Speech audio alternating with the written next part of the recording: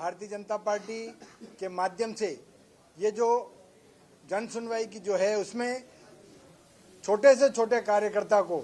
जन सुनवाई के माध्यम से पूरा सम्मान के साथ साथ उसके काम हो, इस भावना के माध्यम से प्रदेश कार्यालय में ये जन सुनवाई रखी गई है और इसमें कुल मिलाकर 58 प्रकरण जन सुनवाई के आज आए और उनका मौके पर निस्तारण करने का काम माननीय मंत्री महोदय के माध्यम से किया गया है और संगठन के माध्यम से महामंत्री जी मिथिलेश जी गौतम और सभी संगठन के पदाधिकारी इसमें मौजूद रहे और इस जन सुनवाई से पूरे प्रदेश में ये संदेश दिया जा रहा है सरकार और संगठन दोनों साथ रह के पूरे प्रदेश में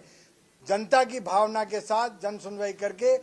छोटी मोटी जो भी समस्याएं हैं उनका समाधान निरंतर रूप से किया जाए और जिससे एक सकारात्मक वातावरण और सकारात्मक संदेश पूरे प्रदेश में जाए। एक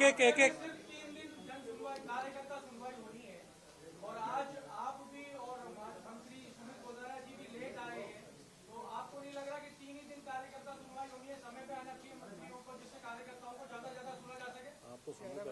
बिल्कुल, मैं 11:15 बजे यहाँ आ गया था और सब 2-5 मिनट की बात है, बाकी सही टाइम पे आए हैं और सही टाइम 1 बजे का टाइम था, हमने 2 बजे तक रखा इसी मामले में ताकि ज्यादा से ज्यादा सुनवाई कर सके और आज जो 58 प्रकरण के बाद किसी प्रकरण को छोड़ा नहीं गया है। जितने भी आवेदन आए हैं, जितने भी यहाँ पर जो सुनवाई के लिए आए हैं, सबको निस्तारण करने का काम है और अभी भी अगर कोई आता है उसका स्थायी रूप से निवारण करने का काम संगठन और सत्ता के माध्यम से किया जाए।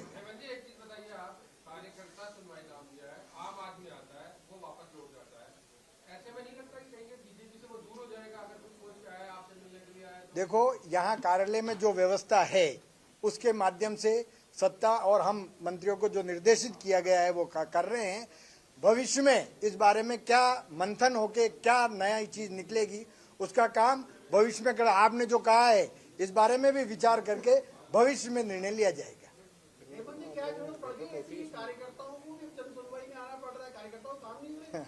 सरकार और सत्ता के माध्यम से कार्यकर्ता की जनसुनवाई करना तो अच्छी बात है। आप ये ऐसी आवश्यकता पड़ी ये बात कहने की कहाँ जरूरत पड़ी? ये तो एक अच्छी प्रेरणा है, एक अच्छा संदेश है कि संगठन और कार्यालय के माध्यम से जनसुनवाई हो और उससे कार्यकर्ता के समस्या का निवारण हो। इसमें मैं एक बात कहूंगा कि 2013 से एक ही बात, इसमें एक बात मैं और कहूंगा, मुझे भी आज वो समय याद आया जब मैं 13 से 18 कार्यकर्ता के रूप में जब चुनाव हारा हुआ था, तब हम भी कार्यालय में आते थे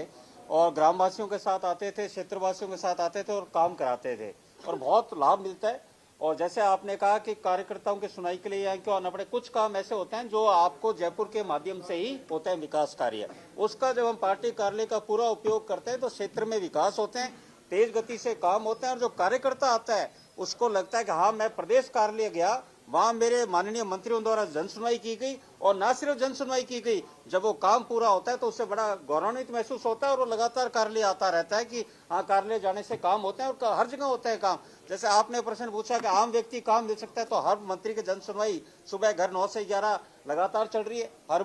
मंत्री माननीय मंत्रियों के यहाँ। तो ये एक बहुत ही बेहतरीन हमारे पार्टी के द्वारा, जब हम कहते हैं पार्टी विद डिफरेंस है, ये सिर्फ बीजेपी में ही है जहाँ माननीय मंत्री जो पार्टी कार्यालय में पार्टी के संगठन के व्यक्तियों के साथ मिलकर जन सुनवाई करते हैं और आम व्यक्तियों की जो भी समस्या उसका समाधान का प्रयास करते हैं और हम दावे के साथ कहते हैं कि इसमें अच्छा परसेंटेज ऑफ वर्क से होते हैं।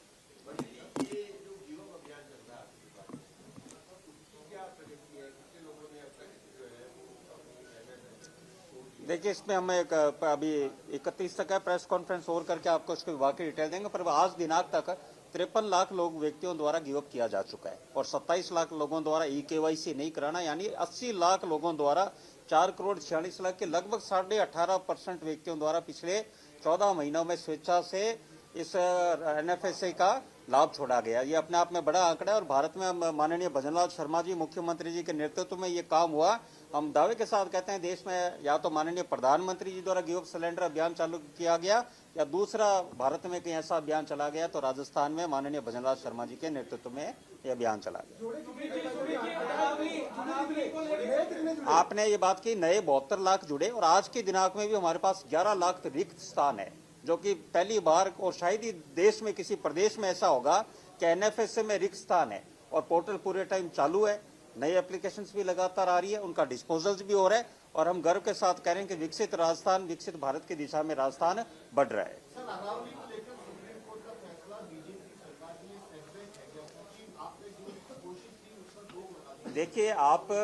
जब हमारे माननीय मुख्यमंत्री जी ने स्पष्ट कहा कि अरावली में नई लीज नहीं दी जाएगी, अरावली का कहीं खनन नहीं होगा, तो सुप्रीम कोर्ट का फैसला कल आया, उसके पहले ही सीएम साहब ने स्पष्ट कह दिया। जब प्रदेश के मुखिया पूरी दृढ़ता के साथ ये बात रख रहे हैं तो उसके बाद अलावा कोई विषय रहता नहीं है।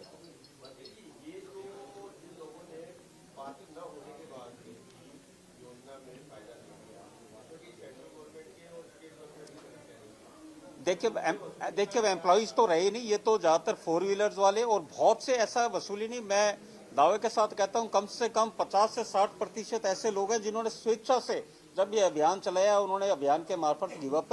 किया और ऑनलाइन भी इसमें संख्या बहुत बड़ी संख्या जिन्होंने घर बैठे गिव अप किया। वो ये दर्शाता है कि हम जब भारत में कोई अभियान चलाते हैं तो भारत की जनता, विशेष जैसे हम राजस्थान में चले तो जनता में बड़ा रहता है कि हम जब सक्षम हो चुके तो हम भी देश को विकसित देश में आगे बढ़ाते, हम भी लाभ छोड़े हैं। पर ये प्रयास थोड़ा सा एक अभियान के रूप में मोटिवेट करते हैं तो जरूर जनता तैयार रहती है। मंत्री जी, सुनने में आया है कि आज प्रियंका गांधी वाड्रा के बेटे रिहान वाड्रा की सगाई रणथंभौर में अबीबा बेग के साथ होने जा रही है। राजस्थान इसका गवाह बनेगा। नहीं तो इसमें मैं क्या कहूंगा, सगाई अच्छी बात है, शादी करें तो इसमें हम तो चाहे राहुल गांधी भी शादी करें, इसमें क्या बात है, उनकी भी सगाई हो, इसमें क्या कुछ सही चलेंगे, वो जो भी सही नहीं चल रहे शादी होगी तो ठीक चलेंगे। धन्यवाद।